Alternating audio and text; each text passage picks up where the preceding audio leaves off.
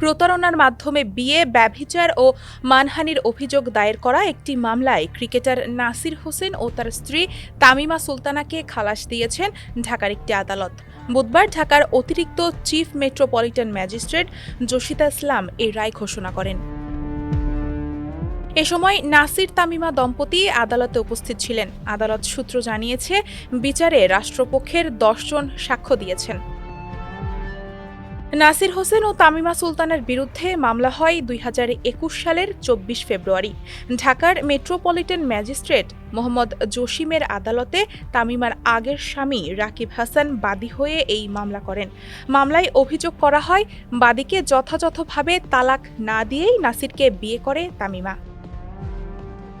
মামলার দণ্ডবিধি 494, 497, 498 এবং 500 ধারা অনুযায়ী নাসির হোসেন ও তামিমার বিরুদ্ধে বিয়ের তথ্য গোপন করে অন্যত্র বিয়ে, অন্যের স্ত্রীকে প্রলুব্ধ করে প্রতারণার মাধ্যমে বিয়ে, ব্যভিচার ও মানহানির অভিযোগ আনা হয়। চলতি বছরের 30 সেপ্টেম্বর পুলিশ ব্যুরো অব ইনভেস্টিগেশনের পরিদর্শক ও মামলার তদন্ত কর্মকর্তা শেখ মোহাম্মদ মিজানুর রহমান ঢাকার চিফ মেট্রোপলিটন ম্যাজিস্ট্রেট আদালতে নাসির তামিমা ও তামিমার মা সুমি আক্তারকে অভিযুক্ত করে তদন্ত প্রতিবেদন দাখিল করেন। আদালতে এ মামলায় নাসির ও তামিমার বিরুদ্ধে অভিযোগ গঠন করেন 2022 সালের 9 ফেব্রুয়ারি।